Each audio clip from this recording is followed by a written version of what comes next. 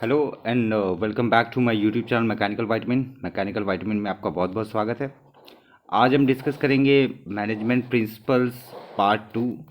अगर आप लोगों ने पहला पार्ट नहीं देखा है सो इट्स अ रिक्वेस्ट कि आप प्लीज़ पहला पार्ट देखिए, क्योंकि without first part you are not going to understand the second part of it.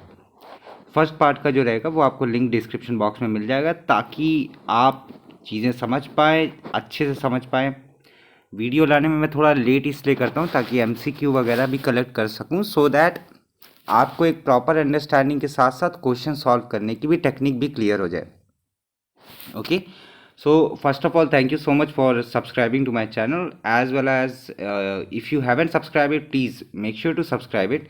आपकी जो भी रिक्वायरमेंट है प्लीज़ मेक श्योर करिए, कमेंट ज़रूर करिएगा whatever you want. And once again thank you Janvi for reminding me. Ethics का एक question मैंने गलत बता दिया था, वो थोड़ा टाइम लगता है या थोड़ी जल्दीबाजी में मैंने बता दिया था, सो प्लीज़ मेक श्योर करिए उसको करेक्ट कर लीजिए। It will B of good character, the correct answer will be good character. आप कमेंट बॉक्स में चेक कर सकते हैं कि एथिक्स का वो वाला क्वेश्चन मैंने गलत उसका आंसर दे दिया था। Thank you so much for reminding me. Okay, so without wasting any of your further time let's move ahead. आज हम डिस्कस करेंगे job analysis, job description, job specification और थोड़ा पार्ट जॉब डिज़ाइन का। जॉब स्पेसिफिकेशन, जॉब डिस्क्रिप्शन और job analysis, ये तीनों चीज़ें एग्ज़ाम पॉइंट ऑफ व्यू से वेरी वेरी इंपॉर्टेंट है। पिछले वाली वीडियो में हमने फेयर्स के बारे में पढ़ा था, मैनेजमेंट के कुछ प्रिंसिपल्स देखे थे, मैनेजमेंट क्या होता है वो देखा था।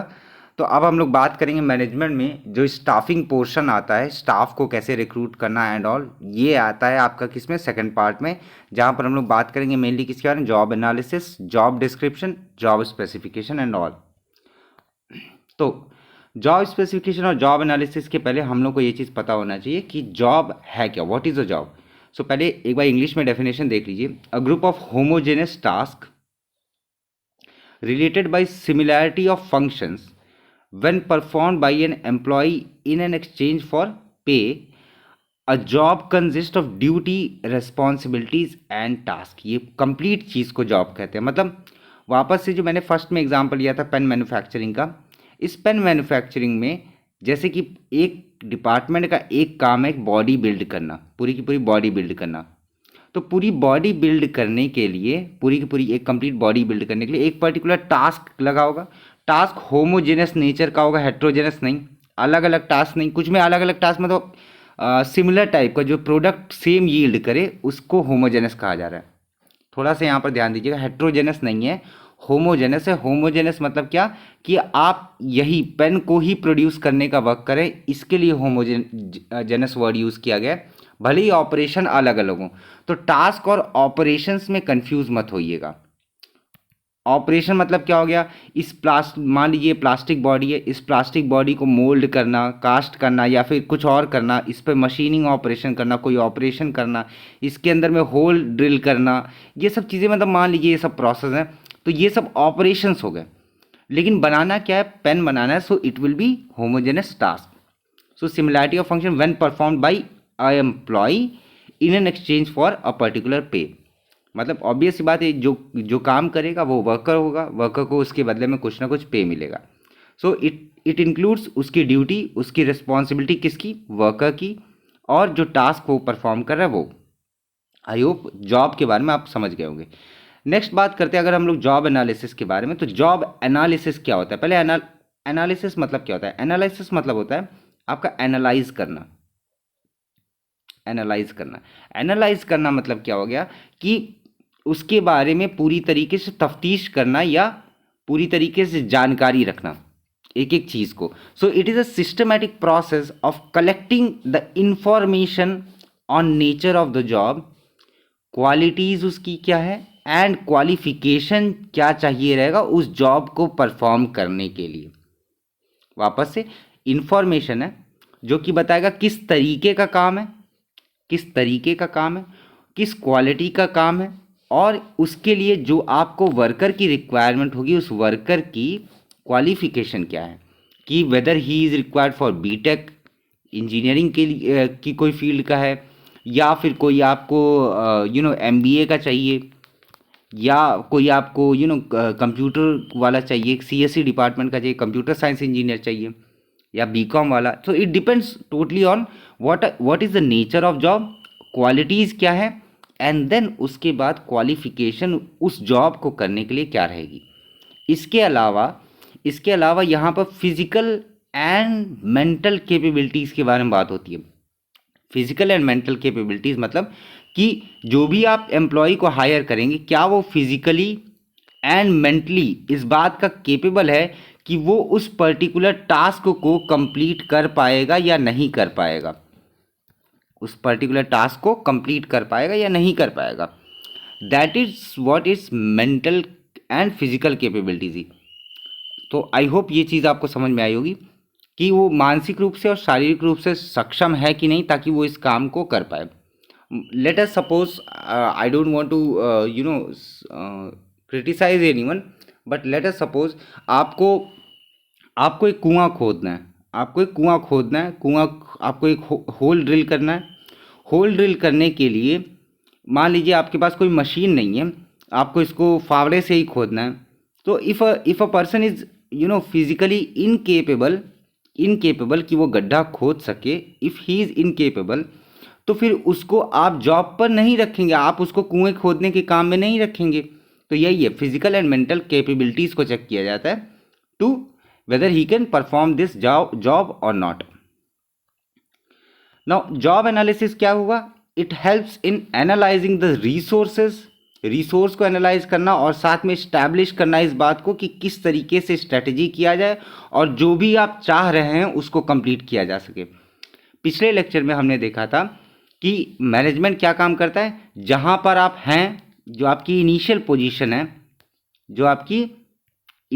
पोजीशन है, वहाँ से जो आपका रिक्विजिट गोल है उनको ब्रिज करने का काम कौन सा करता है? मैनेजमेंट करता है। तो जॉब एनालिसिस क्या करता है? जॉब एनालिसिस एनालाइज करता है, क्या करेगा? रिसोर्सेस और इस्टेब्लिश करेगा स्ट्रैटेजी को, ताकि बिजनेस के गोल्स को अचीव किया जा सके,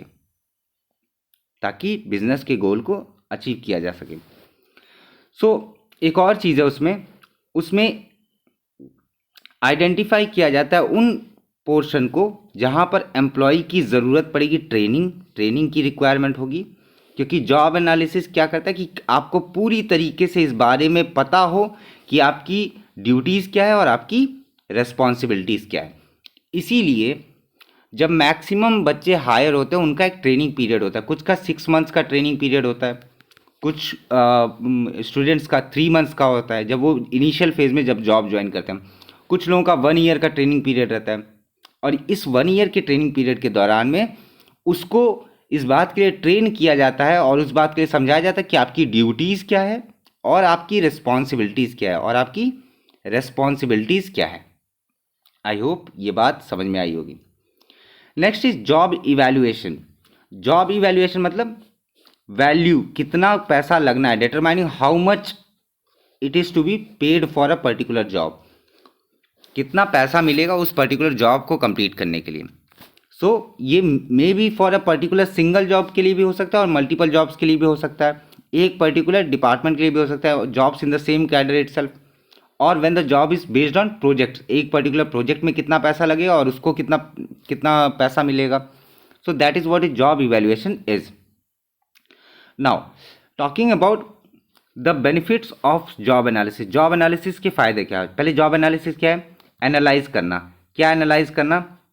कि जो भी आपके सामने जॉब है उसको कैसे कंप्लीट किया जा सकता है, उसके बारे में कंप्लीट इन्फॉर्मेशन रखना, कौन कौन से पर्सन को हायर करेंगे आप, उसके पास कैसी उसकी नॉलेज रहेगी, टेक्निकल स्किल्स क्या रहेंगे, सॉफ्ट स्किल्स क्या रहेंगे, साथ में क्या weather he is mentally and physically capable और नॉट, ये सब चीज़ें आप चेक करेंगे। तो जॉब एनालिसिस जब आप करते हैं तो उसके लिए क्या आप करते हैं? जॉब एनालाइज करने के लिए पहले आप जॉब डिस्क्रिप्शन और जॉब स्पेसिफिकेशन के बारे में देखते हैं। नाउ अभी जैसे कि आप जॉब अगर सर्च करते हैं, कभी भी अगर आपने प्राइवेट जॉब्स वगैरह सर्च करने के लिए लिंक्डइन वगैरह खोला होगा, तो लिंक्डइन वगैरह की जब प्रोफाइल खोलते हैं, लिंक्डइन हो गया या आपने naukri.com ओपन किया होगा, तो वहाँ पर जब भी कभी कोई पोस्ट आती है, जब भी कोई वैकेंसी आती है, तो वहाँ पर जो एडवर्टीजमेंट में रहता है वो मेनली क्या रहता है? जॉब डिस्क्रिप्शन रहता है या जॉब स्पेसिफिकेशन रहता है। अब ये जॉब डिस्क्रिप्शन और जॉब स्पेसिफिकेशन क्या होता है ये हम लोग डिस्कस करेंगे, ठीक है। तो जॉब एनालाइज में क्या होगा कि रिक्रूट करना, सेलेक्ट करना, पैसा कितना मिलेगा, परफॉर्मेंस अप्रेजल, साथ में क्या वेज और सैलरी का पूरा डिसीजन, ये परफॉर्मेंस के ऊपर अप्रेजल, ये उसकी salary, and then whether he is to be done training और नॉट, मतलब उसको ट्रेनिंग की ज़रूरत पड़ेगी कि नहीं पड़ेगी। तो उस तरीके से ये पूरे के पूरे पोर्शन को क्या कहते हैं, जॉब एनालिसिस कहते हैं। ओके, आई होप ये चीज़ें समझ में आई होंगी। नाउ अब अगर बात करेंगे पूरा का पूरा स्ट्रक्चर का, तो वहाँ पर क्या होता है कि आपके पास कुछ चीज़ होना चाहिए जिसके लिए आप पूरा का पूरा जॉब एनालिसिस कर सकें। तो उसके लिए मेन रिक्वायरमेंट किसकी रहती है, जॉब डेटा की रिक्वायरमेंट रहती है। Let me just zoom it a bit, yes, ताकि क्लियर आपको देखें। ओके, सो देखिए आपके लेफ्ट हैंड साइड में क्या है, सोर्सेज ऑफ डेटा, जैसे जॉब एनालिस्ट हो गया, एम्प्लॉय सुपरवाइजर, उसके बाद किस तरीके से डेटा कलेक्ट हो सकता है, ये सब कुछ की वजह से हमारे पास एक जॉब डेटा तैयार हो जाएगा। जब आपके सामने जॉब का डेटा तैयार हो जाएगा, उसके बाद हम लोग जॉब डिस्क्रिप्शन के बारे में बात करेंगे। और ये जॉब डिस्क्रिप्शन के बारे में जब हम लोग बात करें तो जॉब डिस्क्रिप्शन में क्या आएगा, task, duties and responsibilities, task, duty and responsibility.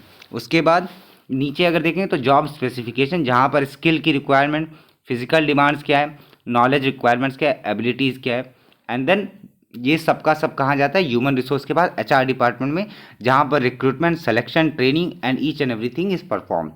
Now अब डिस्कस करते हैं कि यहाँ पर क्या क्या है, ताकि आप लोगों की कन्फ्यूजन कम से कम हो। सो सोर्सेज ऑफ डेटा के बारे में बात करेंगे।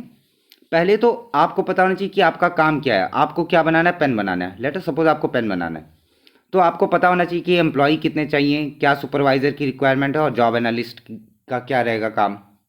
साथ में क्या रहेगा, आप डेटा कलेक्ट करेंगे इंटरव्यू के थ्रू, क्वेश्चनर के थ्रू, और साथ में ऑब्जर्वेशन रिकॉर्ड्स, ये सब के बारे में भी हम लोग आज ही के लेक्चर में चर्चा करेंगे, कैसे डेटा कलेक्ट करते हैं। इन सब के से हमारे पास एक जॉब डेटा हमारे पास तैयार हो जाएगा। इस जॉब डेटा की मदद से हम लोग क्या करेंगे, हम लोग जॉब डिस्क्रिप्शन बनाते हैं। हम लोग मतलब जो जिसकी पेन की कंपनी है, आपकी पेन की कंपनी है, आपने किसी को हायर किया, उसने क्या किया, एनालाइज किया एम्प्लॉय और सुपरवाइजर की रिक्वायरमेंट की, डेटा कलेक्ट किया गया, डेटा कलेक्ट करने का एक पर्टिकुलर स्ट्रक्चर हमारे पास तैयार हो गया, जो कि जॉब डेटा नाम से। यही जॉब डेटा का यूज़ करेंगे आपकी जो टीम रहेगी वो जॉब डिस्क्रिप्शन तैयार करने में, कि किस तरीके का जॉब परफॉर्म करना है। जॉब मतलब क्या हो गया, जॉब मतलब जो भी वर्क है आपका, आप ऐसे समझिए इसको, जो भी आपका जो भी काम है जो आप करवाना चाहते हैं एम्प्लॉय से, वो जॉब डिस्क्रिप्शन हो गया। ठीक है, जहाँ पर टास्क बताया जाएगा, ड्यूटीज़ बताई जाएगी और रेस्पॉन्सिबिलिटीज़ बताई जाएगी। सिमिलर वे में इसी जॉब डेटा से हम लोग क्या, जॉब स्पेसिफिकेशन तैयार करेंगे, जहाँ पर बात होगी स्किल, उसको कौन कौन सी स्किल की ज़रूरत है, वो कितना फिजिकली केपेबल रहना चाहिए, उसको कितना नॉलेज होना चाहिए और कितना उसकी एबिलिटी होनी चाहिए।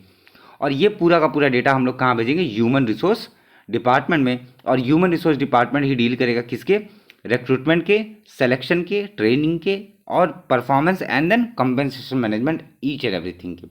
तो आई होप ये वाला डायग्राम आपको क्लियर हुआ होगा। ज़्यादा आई डोंट थिंक कि इसमें कुछ कन्फ्यूजन वाला या कुछ होगा। Okay, so moving on ahead. तो देखिए ऑर्गेनाइजेशनल एनालिसिस, उसके बाद selection of jobs to be analyse, उसके बाद डेटा कलेक्ट करना, डेटा कलेक्ट करने से जॉब डिस्क्रिप्शन, और जॉब डिस्क्रिप्शन से जॉब स्पेसिफिकेशन। ये मैंने पिछले में ही बता दिया, job description and then job specification. Job description में क्या क्या आता है, जॉब डिस्क्रिप्शन में आता है टास्क सॉरी, जॉब डिस्क्रिप्शन में क्या आता है, काम क्या है, ड्यूटीज़ आपकी क्या रहेगी और रिस्पॉन्सिबिलिटी क्या रहेगी। जॉब स्पेसिफिकेशन में स्किल कौन से चाहिए, फिजिकल डिमांड क्या है, और नॉलेज रिक्वायरमेंट क्या है, और एबिलिटीज़ रिक्वायर्ड क्या है। ये चीज़ आती है किसमें, जॉब स्पेसिफिकेशन में। नेक्स्ट, अब हम लोग थोड़ा डिटेल में डिस्कस करेंगे जॉब डिस्क्रिप्शन को। जॉब डिस्क्रिप्शन जो है वो क्या है, एक ब्रॉड टर्म है और एक रिटन स्टेटमेंट है, एक पर्टिकुलर जॉब के बारे में, स्पेसिफिक जॉब के बारे में in the organisation based on the finding of job analysis, based on the finding of job analysis. ठीक है, अब देखिए जॉब डिस्क्रिप्शन में, जैसा कि आप पिछले वाले स्लाइड में देखिए, जॉब डिस्क्रिप्शन में हम लोग क्या बताते हैं, हम लोग बताते हैं कि काम क्या है, आपकी ड्यूटीज़ क्या रहेगी और आपकी रिस्पॉन्सिबिलिटीज़ क्या रहेगी। क्लियर रखिएगा अपने दिमाग में कि जॉब डिस्क्रिप्शन किसको डिनोट करता है और जॉब स्पेसिफिकेशन किसको डिनोट करता है, क्योंकि ये एग्ज़ाम्स में पूछे जाने की हाई प्रोबेबिलिटी है। आज हम लोग जब 50 क्वेश्चन डिस्कस करेंगे सेम जॉब एनालिसिस और जॉब स्पेसिफिकेशन पे, ताकि आप लोगों का जो पूरा का पूरा डर है वो निकल जाए। सो दैट्स वाई, बट इस बात को क्लियर अपने दिमाग में रखिए कि जॉब डिस्क्रिप्शन जो है उसमें क्या कौन सा आएगा, कि आपको क्या काम करना है, आपकी ड्यूटीज़ क्या रहेगी और आपकी रिस्पॉन्सिबिलिटी क्या रहेगी। जॉब स्पेसिफिकेशन में आपका आ जाएगा स्किल रिक्वायरमेंट क्या है, फिजिकल डिमांड्स, उसकी नॉलेज एंड ऑल की। ठीक है, चलिए। सो जॉब डिस्क्रिप्शन क्या है, एक ब्रॉड टर्म है, एक रिटन स्टेटमेंट है जो कि बताता है एक स्पेसिफिक जॉब के बारे में। जॉब के अलावा वो क्या बताएगा, जॉब के अलावा बताएगा आपकी ड्यूटीज़ क्या रहेंगी और आपकी रेस्पॉन्सिबिलिटीज़ क्या रहेंगी, मतलब आपकी, मतलब जिसको आप हायर करेंगे उसकी। ठीक है, ये देखिए, ये है जॉब डिस्क्रिप्शन। जॉब डिस्क्रिप्शन में अगर आप देखेंगे तो यहाँ पर कहीं पर भी ये जो आपके राइट हैंड साइड पर जूनियर प्रोडक्ट मैनेजर, ये लिंक्डइन से लिया गया। This is another job description on your left hand side. यहाँ पर अगर आप देखेंगे ध्यान से, सो इस वाले जो पोर्शन में यहाँ पर आइडियल कैंडिडेट के बारे में बताया गया कि इंटेलेक्चुअली क्यूरियस होना चाहिए, कम्युनिकेटर होना चाहिए, पैशनेट होना चाहिए, डूअर क्या होना चाहिए, बायस टूवर्ड्स एक्शन, ठीक है, टीम प्लेयर होना चाहिए। ये सब कुछ क्या है, ये सब कुछ आपका क्या है, नेचर, और साथ में क्या, ड्यूटीज कैसी रहनी चाहिए और रिस्पॉन्सिबिलिटीज़ क्या है, इन सब के बारे में चर्चा की गई है। सो यहाँ पर भी अगर आप देखेंगे आपके लेफ्ट हैंड साइड में, तो देखिए responsibilities of work manager. Responsibility में क्या आना चाहिए, monthly finance, invoicing, analysing, provides budget development, ये सब कुछ एक एडवर्टीजमेंट है पूरा का पूरा। सो this is nothing but a case of job description. I hope ये आपको समझ में आया होगा। ठीक है, जॉब डिस्क्रिप्शन क्या होता है। नेक्स्ट बात करेंगे जॉब स्पेसिफिकेशन की। जॉब स्पेसिफिकेशन में हम लोग क्लियर कर बात करेंगे कि उसके, जिसको आप हायर करेंगे उसके अंदर क्या क्वालिटी होनी चाहिए और उसके अंदर की कितना उसका क्वालिफिकेशन होना चाहिए, उसके अंदर में फिजिकल डिमांड कितनी होनी चाहिए, एट्सेट्रा एट्सेट्रा। ठीक है, सो इसकी इसकी वजह से क्या होगा, इसकी वजह से ये होता है आपका क्या, जॉब स्पेसिफिकेशन। ठीक है, अब इसको देखिए यहाँ पर जॉब स्पेसिफिकेशन, ये भी एक सैम्पल है। यहाँ पर देखिए बैंक ब्रांच मैनेजर के बारे में जॉब स्पेसिफिकेशन। अब यहाँ पर क्लियर कट चीज़ें लिखी होंगी, क्या रिक्वायरमेंट है क्या रिक्वायरमेंट नहीं है। क्लियर कट तरीके से एजुकेशन की रिक्वायरमेंट दे रखी है, degree of finance, accounting, business administration. उसके बाद वर्क बेस्ड स्किल के बारे में पूरा का पूरा बात हुआ है। अदर एट्रीब्यूट्स में इंक्लूड भी किया गया, एज को भी इंक्लूड किया गया है, accuracy, efficiency, mathematical analysing ability, cooperative and friendly personality. तो ये जो पूरा का पूरा पोर्शन है, this is your job specification. So job specification is nothing but your complete duties, sorry complete qualities duties के बारे में बात करता है जॉब आपका, डिस्क्रिप्शन, जॉब स्पेसिफिकेशन आपका क्वालिटीज़ के बारे में बात करता है कि कौन सी क्वालिफिकेशन है, क्या है, और एक्स्ट्रा उसके अंदर क्या चाहिए, फिजिकली फिट होना चाहिए, नहीं होना चाहिए, ये सब चीज़ें आपके जॉब स्पेसिफिकेशन में आ जाती हैं। ठीक है, नेक्स्ट, अब अगर सीधा सिंपल शब्दों में देखेंगे तो यहाँ देखिए जॉब डिस्क्रिप्शन में क्या आएगा, जॉब का टाइटल आएगा, वर्किंग आवर्स आ जाएंगे, ड्यूटीज़ एंड रिस्पॉन्सिबिलिटी, कंडीशन क्या है, सैलरी एंड इंसेंटिव क्या है। जॉब स्पेसिफिकेशन जो है उसमें क्या आता है, क्वालिफिकेशन, क्वालिटीज़, कितना एक्सपीरियंस है, फैमिली बैकग्राउंड क्या, ट्रेनिंग होगी, ट्रेनिंग कहीं किया है या फिर कहीं करेगा या ऐसा कुछ, इंटरपर्सनल स्किल्स, ये सब कुछ पूरा job specification. I hope now you can differentiate between job description and job specification. Next, अगर हम लोग एचआर के रोल के बारे में बात करें तो जॉब एनालिसिस की वजह से क्या तैयार हुआ, job description and then job specification. इसमें एचआर की प्लानिंग, रिक्रूटमेंट, सिलेक्शन, कंपनसेशन कितना मिलेगा, ट्रेनिंग कैसी होनी चाहिए, परफॉर्मेंस अप्रेजल कितना मिलेगा, हेल्थ एंड बेनिफिट क्या रहेगा, और साथ में रिलेशनशिप कैसा होना चाहिए लोगों के साथ और साथ में एचआर के साथ। This is the role of HR, role of human resource. ठीक है, रोल ऑफ ह्यूमन रिसोर्स, जहाँ पर बात क्या है, प्लानिंग, रिक्रूटमेंट, जैसे आपका CSIR का के जिसके लिए आप पढ़ रहे हैं वो क्या है, रिक्रूटमेंट कौन करा रहा होगा उसको, CSIR के ही HR डिपार्टमेंट कंडक्ट करा रहा होगा, जहाँ पर रिक्रूटमेंट आपका सिलेक्शन, कंपनसेशन, साथ में ट्रेनिंग जो होगी वो, उसके बाद परफॉर्मेंस अप्रेजल किस पर रखा जाएगा, आपको जो हेल्थ और सिक्योरिटी बेनिफिट मिलेंगे वो, और साथ में यूनियन रिलेशन, सब चीज़ों को डील कौन करेगा, CSIR का जो आपका HR डिपार्टमेंट है वो डील करेगा। ठीक है, अब यहाँ पर हम लोग बात करते हैं जॉब एनालिसिस मेथड्स की। जॉब एनालिसिस मेथड्स की बात करेंगे तो वहाँ पर छः क्या 8-9 के अराउंड में मेथड्स है। मतलब जॉब एनालाइज करने का काफ़ी सारे मेथड हैं। हम लोग जान गए कि जॉब एनालिसिस क्या होता है, जॉब डिस्क्रिप्शन, जॉब स्पेसिफिकेशन। लेकिन जॉब एनालिसिस मेथड्स जो होते हैं वो कई तरीके के होते हैं। जैसा कि हमने पिछले स्लाइड में देखा, अगर आप देखेंगे यहाँ पर मैं आपको दिखा दूँ, जैसे कि ये methods of collecting data, methods of collecting data. यहाँ पर क्या, interviews, questionnaires, observation, records, this is what is your job analysis का जो मेथड्स होते हैं। ठीक है, तो पहला मेथड जो है वो है ऑब्जर्वेशन मेथड। ऑब्जर्वेशन मतलब देखना, ऑब्जर्वेशन मतलब देखना। ऑब्वियस सी बात है, किसी चीज़ को आप देख रहे हैं।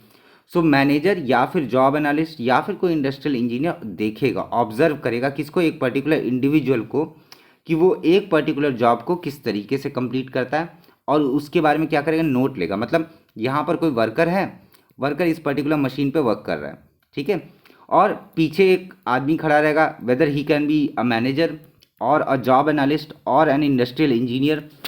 ये नोट देखेगा कि ये कैसे काम कर रहा है, और ये काम करने के बाद क्या करेगा, एक एक चीज़ को अपने इस डायरी पर नोट करता चलेगा। So to describe the task and duties he perform. Now many jobs do not have complete and easily observe job. मतलब मान लीजिए कि ये तो नॉर्मल मशीन पे वर्क कर रहा है, तो यहाँ पर मैंने किसी को बिठा दिया कि तुम देखो भैया, इसको देखो, इसको चेक करो कि ये कैसा काम कर रहा है, क्या काम कर रहा है, इस चीज़ को तुम चेक करो। लेकिन अगर मैं एक केस की बात करता हूँ, अंडर वाटर वेल्डिंग की, वाटर के अंदर होने वाली वेल्डिंग, अंडर वाटर वेल्डिंग की, तो क्या वहाँ पर मैं किसी और पर्सन को भेजूंगा कि वो चेक करे कि वो काम कैसा कर रहा है? तो that is not possible. So many jobs do not have complete and easily observe jobs and duty और कंप्लीट जॉब साइकिल। सो ऑब्जर्वेशन जो रहता है वो जनरली किस पर रहता है, यूज फॉर रिपीटेटिव जॉब्स। यहाँ पर याद रखिएगा, रिपीटेटिव जॉब्स के लिए ऑब्जर्वेशन मेथड्स यूज होता है। ऑब्जर्वेशन किसके लिए यूज होता है, रिपीटेटिव जॉब्स के लिए। This is going to be important, पूरा का पूरा मेथड्स इज इंपॉर्टेंट, चांसेस बनते हैं यहाँ से भी क्वेश्चन आने के लिए। इसीलिए आज का सेशन मैंने शॉर्ट रखा। शॉर्ट मतलब इन द सेंस टॉपिक्स मैंने बहुत कम लिए हैं, क्वेश्चन ज़्यादा लिए हैं, और साथ में एक्सप्लेन भी उन्हीं पॉइंट को कर रहा हूँ जहाँ पर क्वेश्चन की प्रोबेबिलिटी ज़्यादा है। ठीक है, ऑब्जर्वेशन मेथड में बात करेंगे। ऑब्जर्वेशन मेथड क्या है, रिपीटेटिव जॉब्स के लिए ज़्यादा सही रहेगा, जहाँ पर देख करके उस चीज़ को लिखे, एनालाइज करे कि वो कैसा काम करे, क्या काम करे, and duties he perform, each and everything he will note down. कई केसेस में वो देखना मुश्किल हो जाता है। ठीक है, नेक्स्ट बात करेंगे वर्क सैम्पलिंग की। वर्क सैम्पलिंग में क्या होता है कि यहाँ पर हम लोग सैम्पलिंग एक फिनोमिना यूज़ करते हैं। सैम्पलिंग एक तरीका, एक एक टाइप का प्रोसीजर है सैम्पलिंग करना। अब ये सैम्पलिंग होता क्या है, सैम्पलिंग मतलब होता है छांटना, हिंदी में कहेंगे क्या होता है, छांटना। ठीक है, अब work sampling does not require attention to each detail action throughout an entire work cycle. मतलब देखिए, जैसे मान लीजिए मैं आपको सैम्पलिंग का पहले मतलब समझाता हूँ, तो आप वर्क सैम्पलिंग का मतलब समझ जाएंगे। मान लीजिए आपकी पेन को छोड़ करके, late us suppose now you have change your business, आप एक बुलेट बनाने, बुलेट मतलब गाड़ी नहीं, बुलेट मतलब गोली, ठीक है, आप बुलेट मैन्युफैक्चरिंग कंपनी में काम करते हैं। ठीक है, तो ये बुलेट क्या है, आप काफ़ी सारी बुलेट्स बना रहे हैं, AK-47 राइफल की आप काफ़ी सारे गोलियां बना रहे हैं अपने फैक्ट्री में। तो ऐसा तो है नहीं कि हर गोली बढ़िया रहेगी, कि चलेगी बढ़िया एकदम, इट इज़ नॉट कंपल्सरी। लेकिन ऐसा भी नहीं कि आप सारी की सारी, मान लीजिए आप 1 लाख गोली बना रहे हैं एक दिन में, ठीक है, 1 लाख गोली बना रहे हैं एक दिन में, 1 लाख गोलियां मतलब बुलेट्स आप बना रहे हैं।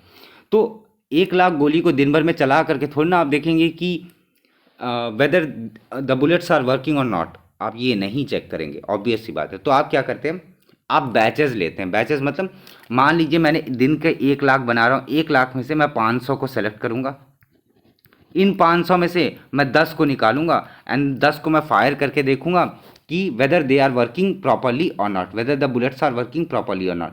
अगर बुलेट्स ढंग से वर्क करते हैं तो मैं कहूँगा ये पूरा का पूरा 1 लाख वाला जो लॉट है वो पूरा का पूरा बढ़िया है।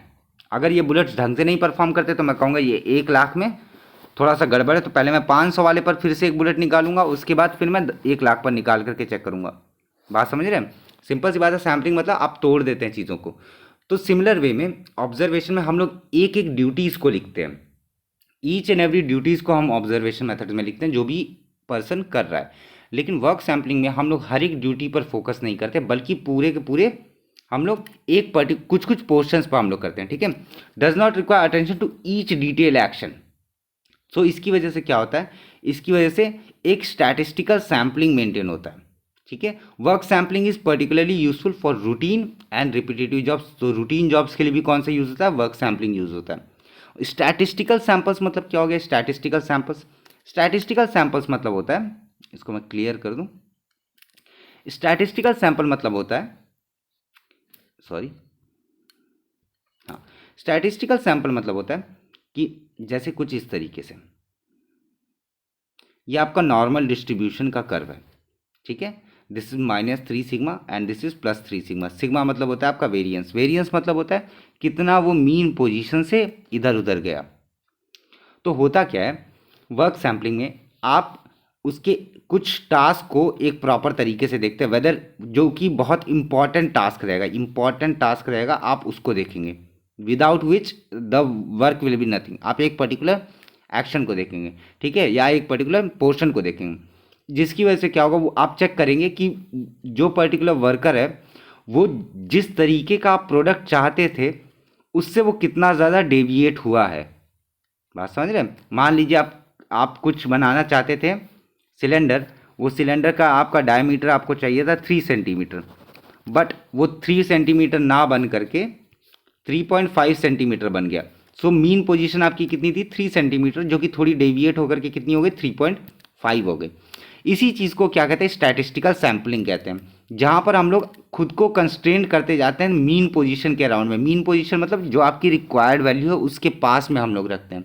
That is what is work sampling is.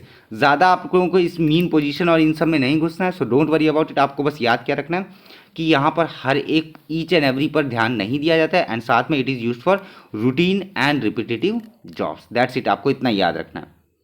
Next, employ diary log. Employ diary log मतलब क्या हो गया कि ना मैं देखूंगा और ना मैं बीच बीच में जा करके देखूंगा, मतलब ना ऑब्जर्वेशन मेथड मैं यूज़ करूंगा और ना ही मैं आपका वर्क सैम्पलिंग यूज़ करूंगा। मैं क्या करूंगा, मैं एम्प्लॉय को ही एक डायरी दे दूंगा और बोलूंगा कि तुम इसमें लिखते जाओ कि तुमने पहले क्या किया, दूसरी बार क्या किया, कैसे किया। So employ observe their own performance by keeping a diary or log of their own duties, noting how frequently they perform and time required for each duty. अब इसकी वजह से क्या होगा, एम्प्लॉय के दिमाग में क्या आएगा, वर्कर है, वर्कर मशीन पे काम कर रहा है, उसने मशीन को ऑन किया, उसने अपनी डायरी में लिखा I on the machine, I switch on the machine. उसके बाद उसने क्या किया, मटीरियल को इस मशीन में डाला, I put the material inside the machine. ये इससे क्या होगा, इससे होगा कि एम्प्लॉय कहेगा यार मुझे तो दो दो काम करने पड़े, डॉक्यूमेंटेशन भी मैं कर रहा हूँ और काम भी मैं कर रहा हूँ। सो it will B burdensome for employees, ठीक है। एंड साथ में क्या है कि कुछ लोग क्या करते हैं, कुछ लोग कहते हैं इसमें कुछ डिस्क्रिपेंसीज भी आ सकती है। मैं नहीं लिखता हूँ, मैं 2-3 स्टेप नहीं लिखूंगा, क्योंकि ऑब्वियस सी बात है, मैं कितना इधर भी काम करना है वर्कर को और इधर भी काम करना है। सो ये कहेगा मैं 2-3 स्टेप फालतू के नहीं लिखूंगा, तो मैं केवल और केवल वहाँ तब तक काम कर लेता हूँ। सो यहाँ पर थोड़ी सी डिस्क्रिपेंसीज आ जाती हैं। सो इसके लिए क्या, the interview method of gathering information requires that manager and, अच्छा इसको तो छोड़ दीजिए, अभी उतना कंफ्यूज मत होइए, इसको पढ़ करके यहीं तक जानिए, ज़्यादा सही रहेगा, आप कन्फ्यूजन से बचे रहेंगे, ठीक है। Next, question S. Now question S मतलब आप एक क्वेश्चन का सेट तैयार करते हैं, क्वेश्चन एस वही तो होते हैं, क्वेश्चन का सेट तैयार करते हैं। So it is a widely use method for gathering data on jobs, ठीक है। एक सर्वे इंस्ट्रूमेंट की तरह यूज़ होता है। आपने क्या किया, अपने एम्प्लॉयज़ को बिठाया एक कमरे में, आपने उनको एक शीट ऑफ पेपर दे दिया, वहाँ पर क्वेश्चन जो लिखे हैं उसके लोग आंसर करेंगे, डिपेंडिंग अपॉन कि कौन से आंसर सही हुए, क्या उनकी सोच थी, किस तरीके की सोच थी, आप अपना डेटा सेट तैयार कर लेते हैं और उसी डेटा का यूज़ करेंगे आप अपने जो आपकी रिक्वायरमेंट है उसको एनालाइज करने के लिए, और रिक्वायरमेंट के हिसाब से फिर आप जॉब डिस्क्रिप्शन देंगे, फिर जॉब स्पेसिफिकेशन देंगे, और इसके थ्रू एचआर डिपार्टमेंट क्या करता है, हायरिंग प्रोसेस करता है। So questionnaire is a widely used method for of gathering data on jobs. A survey instrument is developed and given to employees and manager to complete. ये questionnaire method क्या होगा, combined with interviews and observation to clarify and verify the questionnaire information. और साथ में क्या, an obvious difficulty with the checklist in constructing it, which can be complicated and detailed process. क्योंकि obvious सी बात है, आप लोगों को केवल के शीट ऑफ पेपर भी नहीं देंगे, उनको इंटरव्यू भी लेंगे और साथ में थोड़ा ऑब्जर्वेशन भी करेंगे, ताकि आपको क्लियर कट पता लगे कि किस चीज़ की रिक्वायरमेंट है। आई होप समझ में आया होगा, ज़्यादा इसमें कुछ उतना सोचने की तो ज़रूरत है नहीं।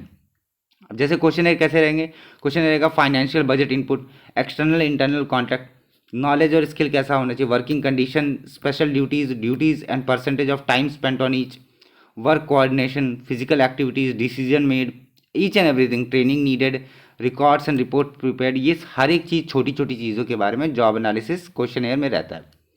ठीक है, क्वेश्चनेयर हम लोग कर चुके हैं। Yes, next critical incident technique. Critical incident technique में आपका इन्वॉल्व क्या करता है, observation and recording of examples of particularly effective और इनइफेक्टिव बिहेवियर। ये बहुत ध्यान से पढ़िएगा, यहाँ पर हम लोग किसको रख रहे हैं, इफेक्टिव और इनइफेक्टिव बिहेवियर्स को। ठीक है, इफेक्टिव और ineffective behaviour in terms of what they result produce. अब इसका मतलब क्या है, मतलब ये है कि यहाँ पर जो ऑब्जर्वेशन है और जो रिकॉर्ड है, ये दोनों का दोनों हम किसके बेसिस पे करेंगे कि जो भी वो काम कर रहा है वो इफेक्टिव है या नॉन इफेक्टिव है या इनइफेक्टिव है। इसका मतलब क्या है, इफेक्टिव मतलब जो आप चाहते थे वो करना, या जो ये वर्कर को काम मिला था वो पूरी तरीके से करना। जैसे उसको केवल और केवल काम दिया गया था मशीन को ऑन करना, तो ये मशीन को बढ़िया तरीके से एक पर्टिकुलर टाइम में ऑन कर देता है। इनएफिशिएंट मतलब उस मशीन को वो ऑन उस पर्टिकुलर टाइम में नहीं करता है। तो इसकी वजह से क्या होता है, ऑब्वियस सी बात है, इसकी वजह से क्या होगा, इसकी वजह से जो इनइफेक्टिव वाला रहेगा मतलब बिहेवियर, उसको एलिमिनेट किया जा सके ताकि बिजनेस अपने रिक्विजिट गोल पर अच्छी तरीके और सही तरीके से पहुंचे। ये ऑन वाला तो बहुत छोटा एग्जांपल है, बट हाँ आप इस चीज़ को समझ सकते हैं कि इफेक्टिव और इनइफेक्टिव का मतलब क्या है। ठीक है, next is functional job analysis. ना फंक्शनल जॉब एनालिसिस ये क्या है, पहले इंग्लिश में देख लेते हैं ताकि चीज़ें आपको भी समझ में आ जाए। A functional definition of what is done in a job can be generated by examining the three component data, people and things.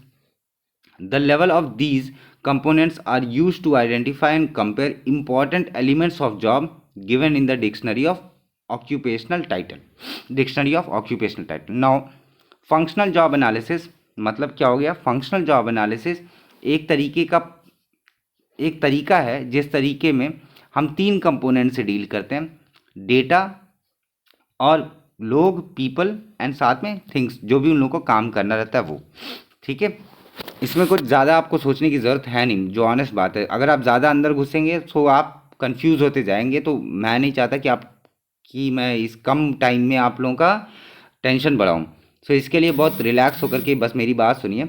इसका मतलब क्या है, इसका मतलब ये है कि एक पर्टिकुलर फंक्शन को परफॉर्म करने के लिए डेटा और साथ में पीपल और उसके साथ में जो ज़रूरत की चीज़ें हैं, थिंग्स या जो काम है वो, इसमें मेन क्या है, ये कहाँ पर दिया जाता है, ये दिया जाता है आपके डिक्शनरी ऑफ ऑक्यूपेशनल टाइटल में। ठीक है, ये थोड़ा सा कंफ्यूजिंग हो सकता है, मैं समझ रहा हूँ, लेकिन बस आप इसके बारे में ज़्यादा मत सोचिए। Take a screenshot of it, read it 1-2 times. अगर आप समझ जाते हैं वेल एंड गुड, अगर नहीं समझ पाते जस्ट लीव इट, ज़्यादा उतना स्ट्रेस मत दीजिए, क्योंकि और भी चीज़ें हैं जहाँ पर आप फोकस कर सकते हैं। Next positional analysis questionnaire. Positional analysis मतलब ये पहले जान लीजिए किसने बना था, मैकॉर्मिक एंड जॉन रॉट कुछ लोग बोलते हैं, कुछ लोग जीन रेड भी बोलते हैं, कुछ लोग अलग अलग नाम से बोलते हैं, मैकम। ठीक है, इन्होंने क्या किया, एक स्ट्रक्चर जॉब एनालिसिस इंस्ट्रूमेंट तैयार किया जहाँ पर मेजर किया जा सके जॉब की कैरेक्टरिस्टिक को और रिलेट किया जा सके उसको ह्यूमन के कैरेक्टरिस्टिक के साथ।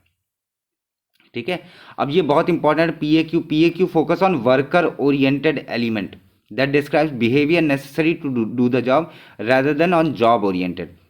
तो ये इंपॉर्टेंट इसलिए है क्योंकि यहाँ पर क्या, यहाँ पर ऑब्वियस सी बात है, क्या किसके बारे में बात हो रही है, बिहेवियर किसके बारे में बात हो रही है, वर्कर के बिहेवियर के बारे में बात हो रही है, ना कि जॉब की ओरिएंटेशन के बारे में बात हो रही है।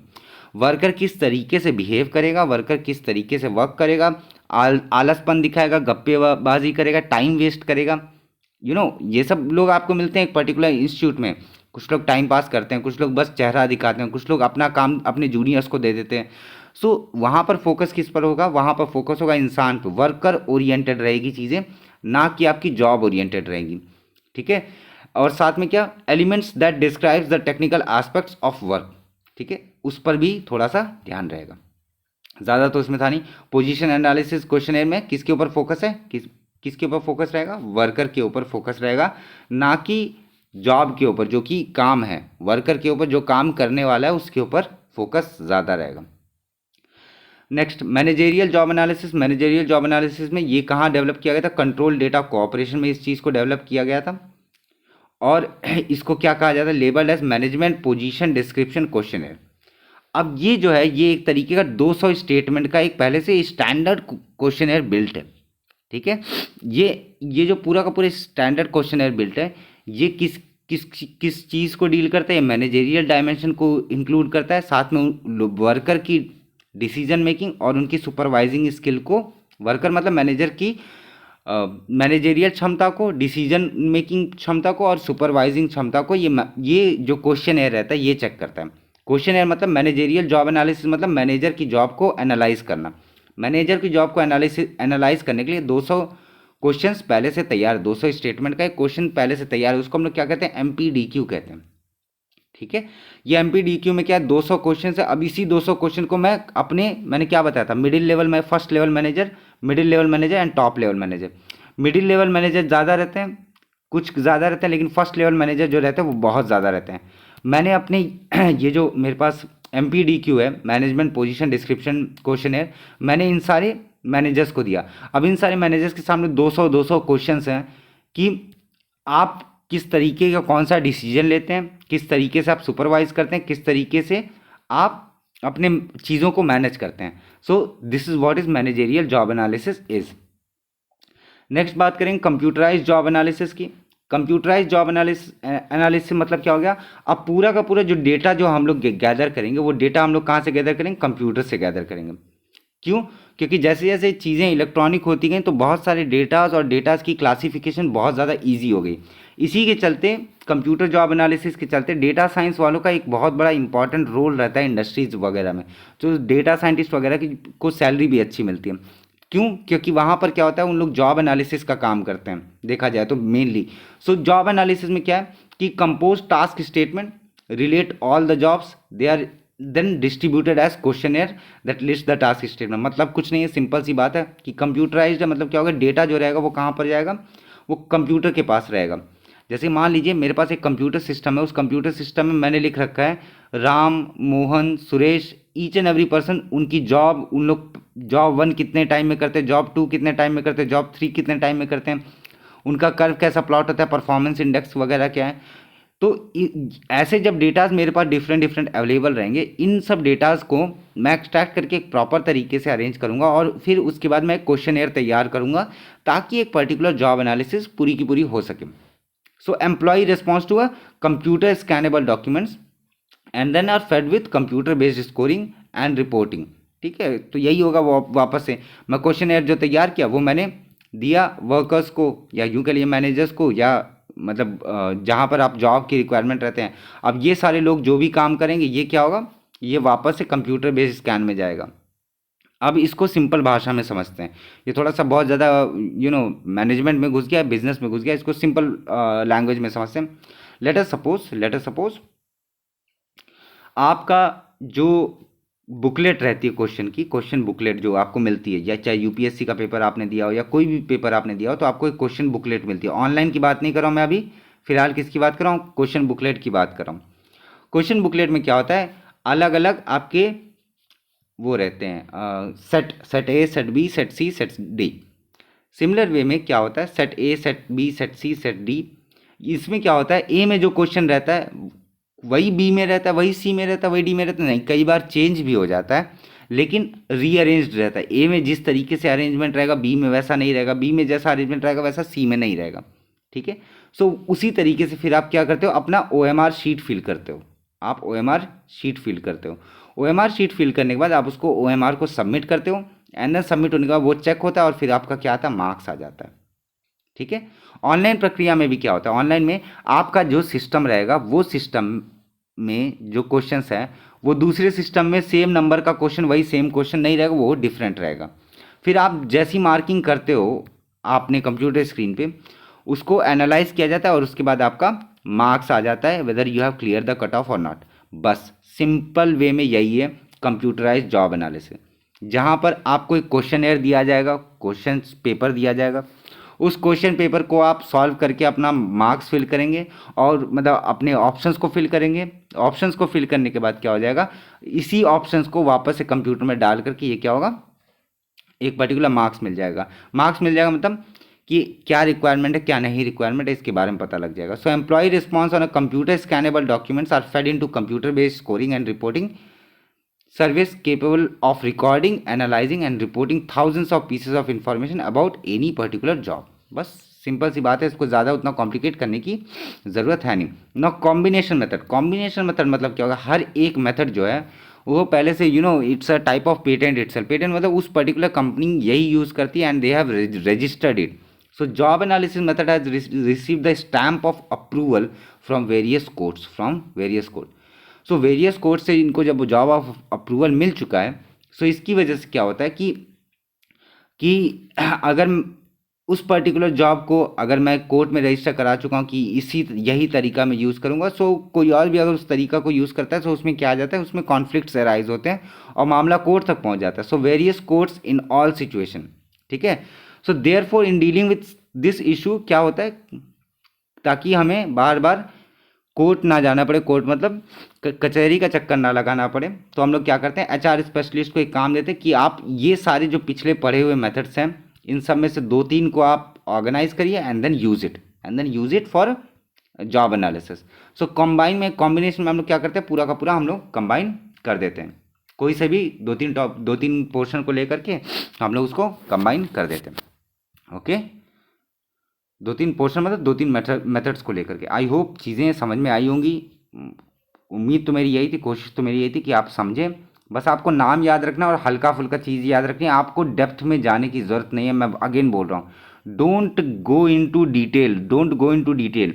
देखिए महासागर है, महासागर में आपको पता होना चाहिए कि क्या है। आप ये नहीं देखने जाएंगे कितनी मछलियाँ काउंट करो और कितने वेल्स हैं काउंट करो, ये सब काम मत करिएगा। ये सब काम तब होता है जब आप पीएचडी कर रहे होते हैं या आप पढ़ाई कर रहे होते हैं अपने नॉर्मल डिग्रीज वगैरह में। So don't do this. मैं वही कह रहा हूँ वापस से कि आप इतना ज़्यादा इसके बारे में स्ट्रेस मत लीजिएगा। It will be much more smoother than you think. वरना ये सब आप सोचते रहेंगे कि ये भी रट लें ये भी रट लें, तो आप कंफ्यूज होते चले जाएंगे। ठीक है, वापस से देख लेते हैं एक बार। Stages in job analysis process: planning job analysis, preparing, communicating, conducting job analysis, developing job description, job specification, उसके बाद maintaining, updating job description and job specification. इसका स्क्रीनशॉट आप चाहिए तो ले लीजिए ताकि आप लोग देख भी सके, उसमें कोई दिक्कत की बात है नहीं। ठीक है, नेक्स्ट अब हम लोग सीधा क्वेश्चंस पर डिस्कस करेंगे ताकि आप लोगों का टाइम ज़्यादा ना लगे और अभी 50 क्वेश्चंस डील भी करने हैं। So I won't waste any further time, let's move on at. पहला question is the process of collecting job related information. Job related information कौन सा कलेक्ट करता है? Job related information. The correct answer job analysis. The correct answer will be job analysis. Second question, which of the following details is mention in job specification. किसके बारे में पूछ रहा है? जॉब स्पेसिफिकेशन के बारे में पूछ रहा है ना। जॉब स्पेसिफिकेशन में और जॉब डिस्क्रिप्शन में क्या अंतर है मैं पहले ही आपको बता चुका हूँ, याद करिए वापस से। जॉब स्पेसिफिकेशन में क्या रहता है और जॉब डिस्क्रिप्शन में क्या रहता है। सो स्पेसिफिकेशन में इसमें से कौन सा मेंशन रहता है, ठीक है। Which of the following detail is mention in job specification. तो जॉब स्पेसिफिकेशन में hazard, location, materials and forms use, ये सब चीज़ें नहीं रहती हैं, ये जॉब डिस्क्रिप्शन में रहती हैं। लेकिन फिजिकल स्किल्स वगैरह जो हैं, कैपेबिलिटीज़ जिसकी बात किए थे, फिजिकल कैपेबिलिटी, ये जॉब स्पेसिफिकेशन में होता है। So the correct answer will be D. Okay, next, which of the following is a benefit of job analysis. Which of the following is a benefit of job analysis. देखिए, laying the foundation of performance appraisal, laying the foundation of safety and health, laying the foundation of employ hiring. वापस से हम एक slide पर जाते हैं ताकि आप लोगों को चीज़ें समझ में आए। एचआर वाली स्लाइड पर ये देखिए, यहाँ पर अगर आप देखेंगे सो पूरा का पूरा जो जॉब एनालिसिस का जो पूरा portion, recruiting, selection, compensation, training, health benefit, performance appraisal, union relation, सब कुछ इंक्लूड होता है। सिमिलर वे में जब आप क्वेश्चन पर आएंगे तो आप ये चीज़ समझेंगे। थर्ड क्वेश्चन था, yes, laying the foundation of performance appraisal, ये था उसमें। Safety and health, yes.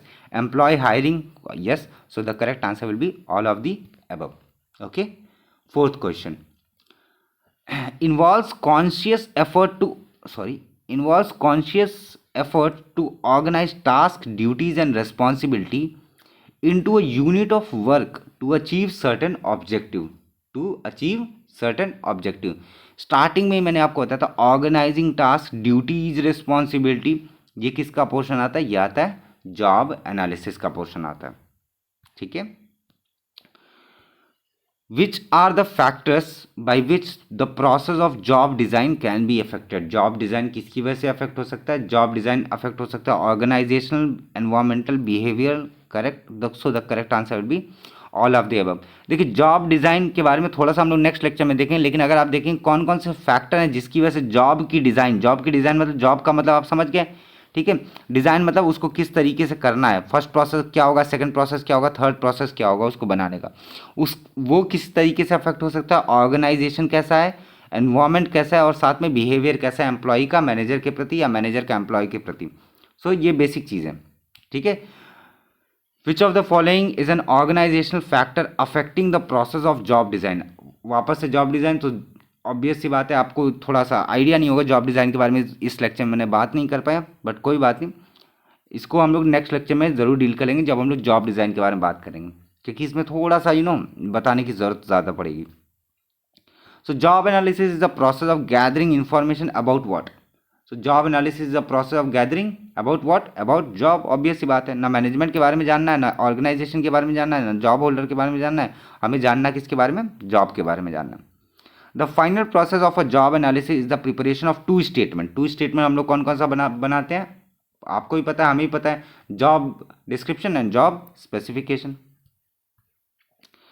Which of the following terms is not associated with job analysis. Job analysis में कौन सा इसमें टर्म्स एसोसिएट नहीं रखता? ठीक है, तो यहाँ पर देखिए टास्क होता है, ड्यूटीज होती है, पोजीशन किस पोजीशन, लेकिन कॉम्पिटिटर के बारे में कोई नहीं होता, क्योंकि हमने क्या पूछा? नॉट पूछा है। So the correct answer will be D. The process of bringing together different task to build a job. ठीक है, डिफरेंट टास्क को ले आए और साथ में एक पर्टिकुलर जॉब को बिल्ड करें, that is called as different task, bringing together different task to build a particular job. Different task को कहाँ लाऊंगा मैं? जॉब डिस्क्रिप्शन में ले आऊंगा, ठीक है। The process of grouping similar type of work together, तो क्या हो जाएगा? सिमिलर टाइप ऑफ वर्क को मैं इकट्ठा कर दूं, so that will be your job classification. कुछ चीज़ें आपको मैंने नहीं बताई, लेकिन हाँ आपको ये बेसिक चीज़ें नॉर्मल इंटेलेक्ट यूज़ करेंगे तब भी पता लग जाएगा। प्रोसेस, पिछले क्वेश्चन को थोड़ा एक्सप्लेन कर दूं। Process of bringing together different task to build a job.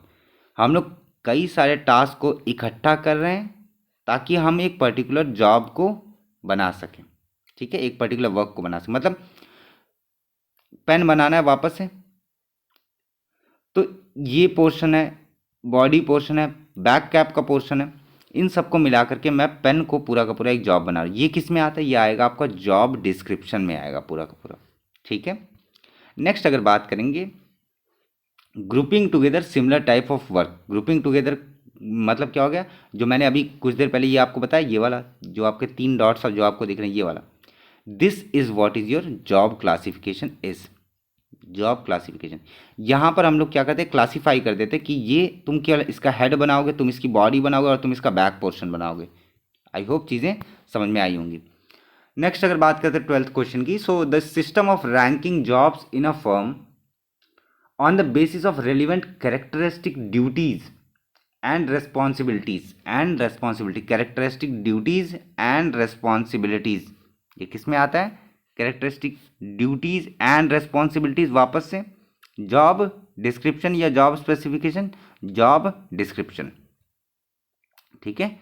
Next, the written statement of finding of job analysis is called as written statement.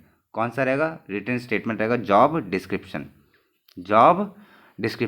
Finding of job analysis, finding मतलब जो आपको मिला, job analysis करने के बाद जो आपको मिला वो कौन सा होगा? वो जॉब डिस्क्रिप्शन होगा, ठीक है। जॉब स्पेसिफिकेशन नहीं, जॉब डिस्क्रिप्शन होगा, इस बात को याद रखिएगा। A structured questionnaire method for collecting data about the personal qualities of employees called as. Structured questionnaire, ठीक है, मैंने क्वेश्चन एयर के बारे में बात किया था, ठीक है। वहाँ पर कौन सा था, वर्क सैम्पलिंग या work profiling technique, so it will B work profiling system, क्योंकि यहाँ पर बाकी और किसी क्वेश्चनर का जिक्र नहीं है। अगर आप प्रीवियस स्लाइड में देखेंगे जहाँ पर हमने वर्क सैम्पलिंग के बारे में बात किया था,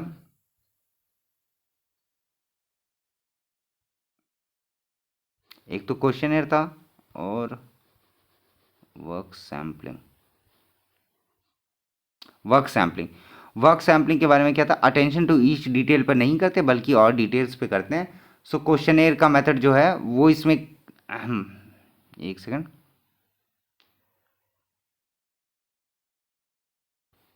एक सेकंड,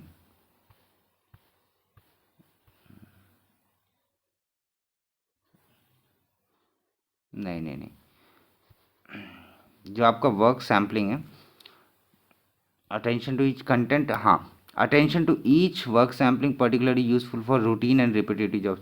यहाँ पर भी कहीं क्वेश्चन एयर का जिक्र तो ऐसा है नहीं, तो इस क्वेश्चन को अभी छोड़ देते हैं क्योंकि ये क्वेश्चन थोड़ा सा आपके अंदर डाउट क्रिएट कर सकता है।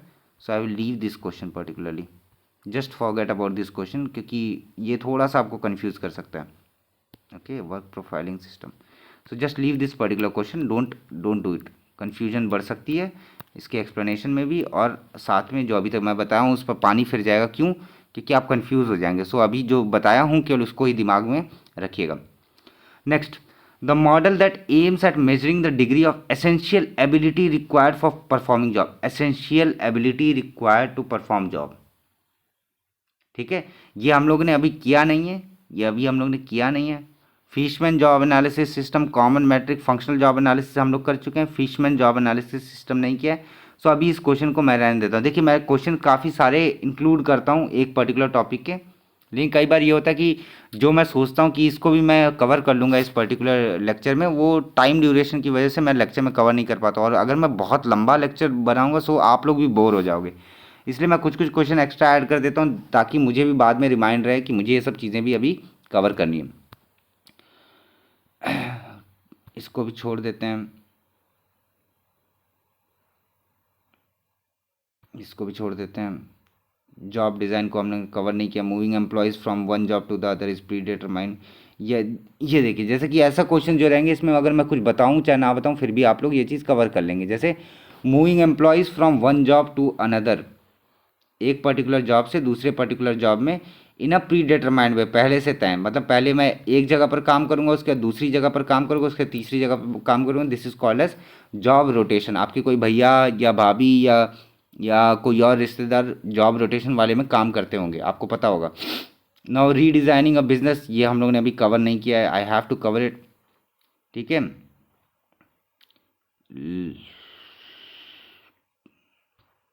हाँ देखिए, a list consist of job duties and responsibilities, job duties and responsibility, कौन सी लिस्ट रहती है? जहाँ पर केवल ड्यूटीज़ और रिस्पॉन्सिबिलिटीज़ के बारे में बात होती है वो होता है जॉब डिस्क्रिप्शन। ये तो मैंने बहुत बार बताया हूँ, तो आप लोगों को ये चीज़ पता होनी चाहिए। Determining the duties and characteristic of positioning in staffing, positions in staffing is known as क्या? Duties and characteristic of positions, ठीक है, duties and characteristic of position, this is also duties and characteristic, मतलब क्या होगा? Job description, ठीक है। Determining the type of people which a company needs for a job, which a company needs for a job, type of people, किसकी बात हो रही है? Type of people. So it will be job specification, जहाँ पर specify किया जाए किस तरीके के लोग चाहिए, मतलब किस तरीके, मतलब टाइप ऑफ पीपल मतलब क्या होगा? इंक्लूड क्या करता है? इंक्लूड उसकी एबिलिटी को तो करता ही है, उसके अंदर क्वालिटी कैसी होनी चाहिए, क्वालिफिकेशन क्या होना चाहिए, इन सब को भी डील करता है, ठीक है। थोड़ा सा इसमें ये रहेगा। Job analysis consist of what? Obvious सी बात है, both A and B, job description, job specification, दोनों को डील करता है, ठीक है। The term job enlargement means, job enlargement मतलब क्या होता है? जॉब एनलार्जमेंट मतलब होता है कि जॉब को मैं बढ़ा रहा हूँ, एनलार्ज कर रहा हूँ, जॉब को मैं एनलार्ज कर रहा हूँ। तो आपको जॉब का मतलब तो पता है, एनलार्ज मतलब बढ़ाना। बढ़ाएंगे कैसे? बढ़ाएंगे इस तरीके से कि हम लोग असाइन करेंगे एडिशनल, सॉरी असाइन, हाँ असाइन करेंगे एडिशनल एक्टिविटीज़ फॉर वर्कर्स, मतलब वर्कर के लिए एक ही जगह पर काम नहीं करेगा, और भी काम इंक्लूड करे, तो हम लोग उसके जॉब्स को बढ़ा रहे हैं, उसके जॉब्स को और ज़्यादा एक्सपैंड कर रहे हैं। जॉब एनरिचमेंट हम लोग कैसे कर सकते हैं? जॉब एनरिचमेंट मतलब एनरिच करना, उसी जॉब को ज़्यादा तरीके से, बढ़िया तरीके से करना, एनरिच करना, बढ़िया करना। So it would be redesigning jobs for workers. मेरे हिसाब से इसमें कुछ ज़्यादा बताने की मुझे ज़रूरत नहीं। जॉब एनलार्जमेंट मतलब जॉब को बढ़ाना, किसी काम को बढ़ाना। काम को कैसे आप बढ़ा देंगे? ताकि आप वर्कर को कोई एडिशनल काम भी दे दे करने के लिए। सिमिलर में जॉब एनरिचमेंट मतलब उसी जॉब को बढ़िया करना। So it will be redesigning jobs for worker. Next अगर बात करेंगे relationship section of the job description. Relationship section of the job description define whom would you.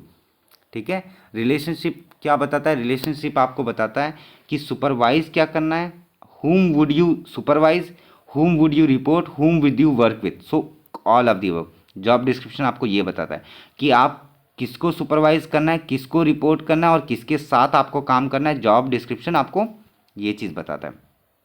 Next, अब इसके बाद में तो बात की पोजीशनल एनालिसिस क्वेश्चन एयर के बारे में। सो पोजीशनल एनालिसिस क्वेश्चन एयर में क्या होता है? Positional analysis question is not a quality testing, it is a quantitative testing.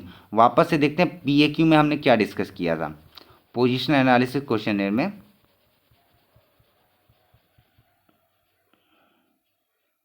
हमने क्या किया था कि यहाँ पर क्या है, यहाँ पर हम लोग केवल और केवल किस पर ध्यान देंगे? हम लोग ध्यान देंगे केवल और केवल वर्कर ओरिएंटेड रहेगा, वर्कर ओरिएंटेड रहेगा, ना कि हम लोग जॉब ओरिएंटेड बातें करेंगे। ठीक है, that describes behaviours necessary to the job, necessary to the job. ये आता है आपका पीएक्यू में। और ये क्या है? स्ट्रक्चर्ड जॉब एनालिसिस इंस्ट्रूमेंट है to measure job characteristic and relate them to human characteristic. Measure मतलब क्या आ जाता है? क्वालिटी की जगह किसकी बात होती है? क्वांटिटी की बात होती है। So it will be a quantitative method. Measure मतलब क्या हो गया? 1 2 3 4 गिनना। और गिनना कहाँ पर आ जाता है? क्वालिटी में नहीं, क्वांटिटी में आता है, कितना हुआ। सो क्वांटिटी में एक मेजर आ जाता है। सो मेजर जॉब कैरेक्टरिस्टिक मतलब क्या हो जाएगा? तो PAQ will be a quantitative technique, a quantitative technique. Okay, we were on the question 20 3 4 6 7 8. Okay, so the correct answer will be quantitative. Okay, next, ये हम लोग डील नहीं किए बट हाँ देख लीजिए। N outline of chain of command and reporting relationship, chain of command and reporting relationship in the form of chart, in the form of chart. अब देखिए सिंपल सी बात है, वापस से मैं 3 लेवल बनाता हूँ। ये क्या है? ये आपका बेसिक मैनेजर वाला लेवल है। कौन सा? फर्स्ट लेवल मैनेजर, ये मिडिल लेवल मैनेजर और ये टॉप लेवल मैनेजर। मेरे अंडर में काफ़ी सारे वर्कर परफॉर्म कर रहे हैं, वर्कर जॉब कर रहे हैं, वर्कर जॉब कर रहे हैं। अब इन वर्कर को पता है कि मुझे रिपोर्टिंग किसको करनी है? इन लोगों को करनी है। और इनको पता है कि इनको रिपोर्ट इनको करनी है, अपने ऊपर वालों को। और इनको पता है कि इनको रिपोर्ट टॉप लेवल पे करनी है। ठीक है, तो ये चेन ऑफ कमांड है। पॉलिसीज़ कहाँ से बनेंगी? पॉलिसीज़ ऊपर वाले पॉलिसीज बनाएंगे, मिडिल वाले के पास भेजेंगे, मिडिल वाला सबसे लोएस्ट पर भेजेगा और लोएस्ट अपने वर्कर को देगा। सो पॉलिसीज़ कुछ इस तरीके से चलती हैं। ठीक है, और जो रिपोर्टिंग रहती है वो कुछ इस तरीके से चलती है। यहाँ पर क्या होता है? रिपोर्टिंग होती है। ठीक है, सो outline of chain of command, chain of command मतलब ये वाला चेन ऑफ कमांड, ये पूरा का पूरा policies making and all. And reporting relationship पूरा का पूरा ये नीचे से ऊपर are in the form of chart. कहाँ पर ये शो होता है? प्रोसेस चार्ट में शो होगा? नहीं, प्रोसेस से रिलेट नहीं होगा। प्रोसेस मतलब क्या हो गया? प्रोसेस मतलब हो गया कोई एक पर्टिकुलर काम, छोटा काम। ये काम से रिलेट नहीं है, ये स्ट्रक्चर ही है पूरा का पूरा। प्रोडक्शन यूनिट नहीं, पूरा प्रोड्यूस करने की यूनिट से हमको कोई मतलब। हमको ऑर्गेनाइजेशन किस तरीके से है, टॉप लेवल पे कौन बैठा है, मिडिल लेवल पे कौन बैठा है और बॉटम लेवल पे कौन बैठा है। सो यहाँ पर ये क्या ऑर्गेनाइजेशन चार्ट बताता है कि आउटलाइन क्या है चेन ऑफ कमांड की। Workflow detailed picture, workflow detail picture मतलब वर्कफ्लो मतलब क्या हो गया? सिंपल सी बात है। देखिए वर्कफ्लो कहाँ पर यूज होता है? एक वर्क का फ्लो होना। अलग अलग करिए दोनों वर्ड को। वर्क का क्या होना? फ्लो होना। वर्क मतलब क्या हो गया? मान लीजिए जॉब, अभी के लिए मान लीजिए जॉब। जॉब मतलब क्या हो गया? लेटर सपोज अभी फिलहाल के लिए मान लीजिए मुझे इस ब्लॉक को बनाना, पेन के इस पोर्शन को बनाना। ठीक है, तो इस पर्टिकुलर बॉडी, इस पर्टिकुलर पोर्शन को बनाने के लिए मैं कौन कौन सा प्रोसेस करूंगा? पहले मैं इसकी फिनिश करूंगा, फिर मैं इसके अंदर ड्रिलिंग करूंगा। ये सब जो होता है ना, ये किसके अंदर में आता है? फ्लो आ जाता है। That step 1 is this, step 2 is this, step 3 is this, this is your flow, this is your flow. ठीक है। तो ये फ्लो, वर्क फ्लो मतलब क्या हो गया कि जो जॉब फ्लो हो रहा है, मतलब किस तरीके से पहले स्टेप 1 होगा, फिर स्टेप 2 होगा, फिर स्टेप 3 होगा। तो ये किसके बारे में बात करता है? ये प्रोसेस के बारे में बात करता है। So the correct answer will be process chart. Job analysis is must for employees, किसके लिए होता है? देखिए, ट्रेनिंग के लिए होता है, बिल्कुल। परफॉर्मेंस अप्रेजल, बिल्कुल। कंपेंसेशन, बिल्कुल। All of the above will be the correct answer. हम लोग ये चीज़ देख चुके हैं, एचआर वाला जो स्लाइड्स थी जिसमें बड़े सा फिगर था, वहाँ पर हम लोग इस चीज़ को देख चुके हैं। So competency based job analysis means jobs in terms of competency, मतलब क्या हो गया? कॉम्पिटिशन वाला कुछ करना, that is measurable competency, behaviour, observable competency. Obvious सी बात है, जब भी हम लोग कॉम्पिटेंसी देखेंगे, सो मेजरेबल कॉम्पिटेंसी क्वेश्चन वगैरह तैयार करके, बिहेवियर देख करके, ऑब्जर्व करके। So the correct answer will be all of the above. The reporting relationship and working condition related to a job, ठीक है। अब ये जो पूरा का पूरा आपका है, मैंने बता चुका हूँ आपको रिपोर्टिंग रिलेशनशिप वगैरह क्या था, ऑर्गेनाइजेशन चार्ट में था।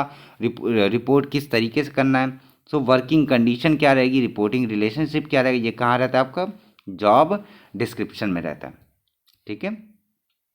While writing job description the major function और activities are written in, major function and activity, किसकी बात हो रही है? Major functions and activity will be in the job summary, ठीक है। याद रखिए, जॉब स्पेसिफिकेशन नहीं, जॉब समरी। ये यहाँ से अब आप थ्योरी भी देख सकते हैं कि व्हाट इज जॉब समरी, जहाँ पर हम लोग मेजर फंक्शन और एक्टिविटी जो परफॉर्म करेगा वो चीज़ डिफाइन होगी, कहाँ पर? जॉब समरी में डिफाइन होगी। ये जॉब समरी आपको कब मिलती है? जब आप पूरी तरीके से असाइन हो जाते हो, ठीक है, ट्रेनिंग पीरियड आप कंप्लीट कर लेते हो, तब जाकर के आपको जॉब समरी मिलती है। मतलब एक तरीका जब डिपार्टमेंट मिलता है, वैसे आप करके आप सोच सकते हैं इसके बारे में। The personal qualities and trades required for a job, personal quality जो होगी वो किस में होगी? वो होगी जॉब स्पेसिफिकेशन में। क्वालिटीज़ के बारे में बात होगी स्पेसिफिकेशन में, बाकी जो इधर उधर की बातें होंगी वो डिस्क्रिप्शन में होगा। जॉब एनरिचमेंट, जॉब एनरिचमेंट मतलब क्या हो गया? हमने अभी बात किया था कुछ देर पहले, जॉब एनरिचमेंट मतलब क्या हो गया? जॉब एनरिचमेंट मतलब हम लोग उस जॉब को रीडिज़ाइन कर रहे हैं ताकि वो जॉब बेहतरीन तरीके से किया जा सके। ये क्यों करते हैं? ताकि हम लोग एम्प्लॉय को मोटिवेट कर सकें और उसके प्रोसेस को स्मूथ बना सकें। The example of general competency related to job is included in, ठीक है। ये अभी हम लोग किए नहीं है, so just leave this particular question. मैं बेफिजुल में आप लोगों को नहीं बता। इंटरव्यूज़ कैन बी, इंटरव्यूज़ कैसे हो सकते हैं? ऑब्वियस सी बात है, स्ट्रक्चर्ड भी हो सकते हैं, अनस्ट्रक्चर्ड भी हो सकते हैं, तो कोई भी जानता है। कभी कैजुअल इंटरव्यू भी हो सकता है और फॉर्मल इंटरव्यू भी हो सकता है, बहुत स्ट्रिक्ट इंटरव्यू भी हो सकता है। अभी के लिए फिलहाल इतना ही जानिए, ये तो बेसिक चीज अंडरस्टैंडिंग है। एमसीक्यू अगर ये ऐसा आता है तो you can easily do it. Job analysis information can be collected through interviews, questionnaire, हम लोग को पता है दोनों से किया जा सकता है job analysis. While writing job description, the job title is written in the section of, while writing job description the job title is written in the section of job identification, job title। इस जो starting के page में मैंने जो आपको sample दिखाया था, वहाँ सैंपल पर अगर आप वापस से जा देखेंगे, मैं ये कहिएगा तो मैं इस स्लाइड्स को अपलोड कर दूंगा ताकि आप लोग कंफ्यूज ना रहे, ठीक है। तो वहाँ पर देखें तो आपको दिख जाएगा कि ये कहाँ पर होता है? जॉब आइडेंटिफिकेशन में होता है।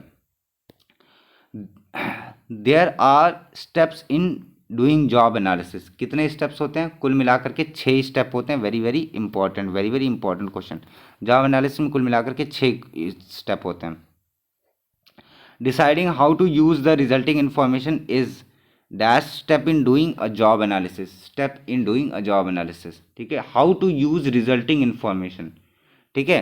Resulting information is the is which step, ठीक है। अब देखिए यहाँ पर how to use resulting information. अब वापस से इसी स्लाइड पे चलते हैं जो बहुत पहले दिखाया था, वरना आप कहोगे कि 6 कैसे होते हैं, 7 कैसे होते हैं। वो सब चीज़ें बताने के लिए बहुत आगे जाना पड़ेगा।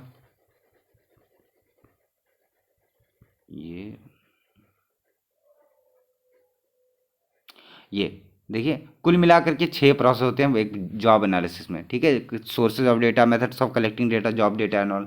इसमें क्या पूछा गया? इसमें जो क्वेश्चन पूछा गया था वो पूछा गया था कि how to use resulting information, resulting information को किस तरीके से यूज़ कर सकते हैं, किस स्टेप पर आता है? ये आता है आपके 4th स्टेप पर आता है। एक second, deciding how to use resulting information, how to use resulting information, ये आपके फर्स्ट पर आता है। रिजल्टिंग इन्फॉर्मेशन मतलब क्या हो गया, सोर्सेज ऑफ डेटा, जो डेटा आपने कलेक्ट किया इसको किस तरीके से यूज़ करना है, पहले ही स्टेप पर आता है। यहाँ पर किस तरीके से, ठीक है। How to use the resulting information, ये कहाँ पर आता है, रिजल्टिंग इन्फॉर्मेशन पहले स्टेप पर आता है। इसके बारे में जो साइकिल है पूरी की पूरी, एक सेकंड रुकिए, पूरी की पूरी जो साइकिल है वो ये समझिए। Organisational analysis, selection of job to be analysis, data collection, job description, job specification। so organizational analysis में ही कौन सा आता है आपका, how to use that particular data, how to use that particular data जो आप कलेक्ट किए रहते हैं।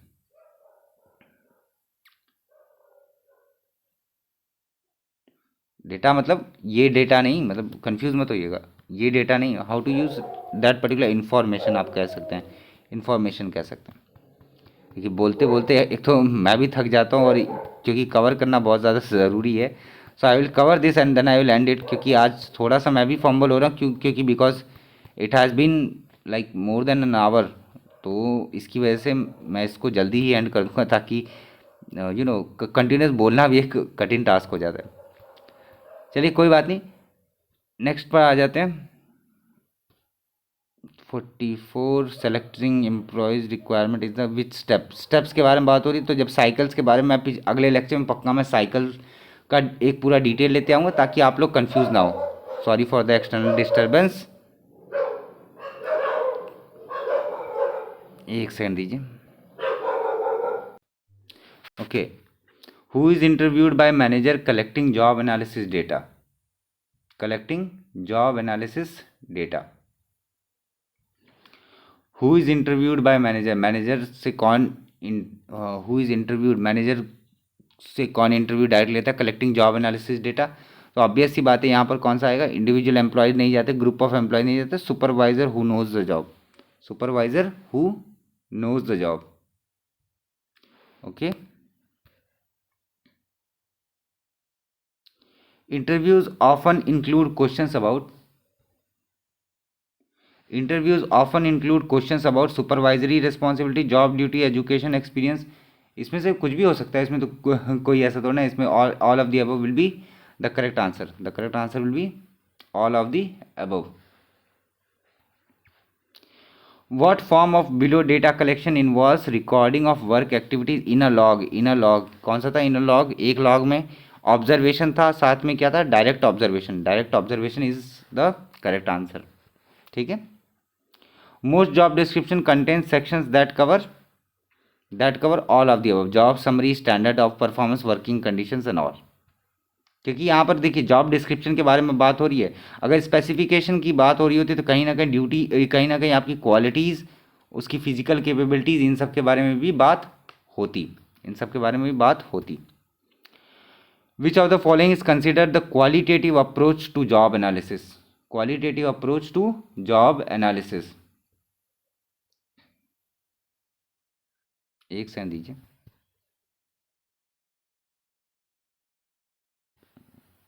Who is interviewed by manager collecting job analysis data, individual employees भी कर सकते हैं, ठीक है।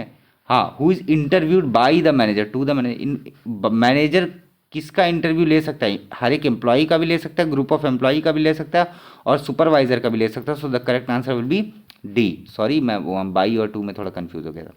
सो which of the following is consider to be qualitative approach to job analysis, qualitative approach इनमें से कौन सा है, क्वालिटेटिव अप्रोच इसमें से ऑब्वियस सी बात है क्या है, क्वालिटेटिव, क्वालिटी की बात हो रही है, क्वांटिटी की बात नहीं हो रही है।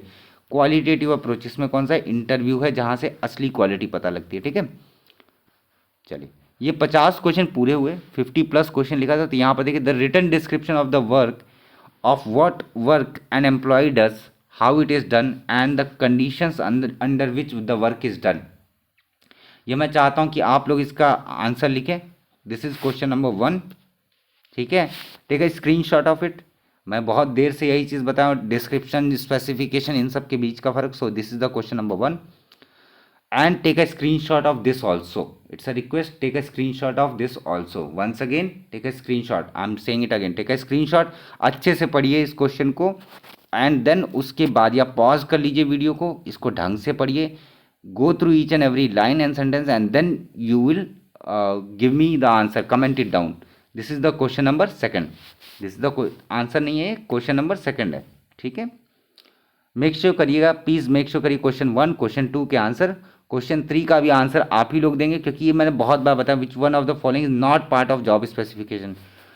ऑब्वियस सी बात है, इसमें कौन सा होता है, इनिशिएटिव, जजमेंट, इमोशनल कैरेक्टरिस्टिक कैसा होना चाहिए, जॉब स्पेसिफिकेशन में होता है, लेकिन जॉब स्पेसिफिकेशन लोकेशन के बारे में नहीं होता, ये तो मैं ही बता देता हूँ, ठीक है। अब उसके बाद this is your question number 3, once again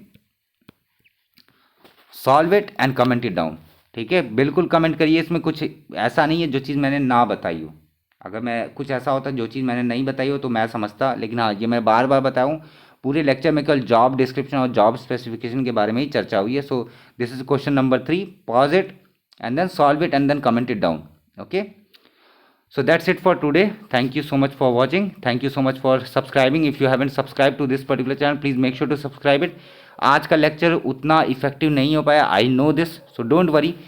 next lecture मैं इससे अच्छा लेकर के आऊँगा, ताकि आप लोग ज़्यादा अच्छी तरीके से एंगेज रह पाएँ और साथ में आप ज़्यादा अच्छी तरीके से चीज़ों को समझ पाएँ, ये मेरा वादा है। सो हर एक लेक्चर में मेरी उम्मीद यही रहती है कि I give my very best. तो इसके लिए आई एम रियली सॉरी कि अगर आपको थोड़ा सा भी कहीं पर भी थोड़ा फॉल्ट लगाओ, बट बने रहिए मेरे साथ। आई एम गारंटिंग यू कि जो भी मैं बता रहा हूँ it will be much more effective than any other video, ठीक है। सो देखिए, मैं आपको एक बार शेड्यूल बता दूँ जाने के पहले। आज ये वीडियो आपके पास 9 बजे आई है, ठीक है। आज शाम तक आपके पास एक एथिक्स की वीडियो और आएगी। एथिक्स की ये वाली जो वीडियो रहेगी, ये कॉन्सेप्ट पार्ट की लास्ट वीडियो रहेगी, कॉन्सेप्ट पार्ट की लास्ट वीडियो रहेगी।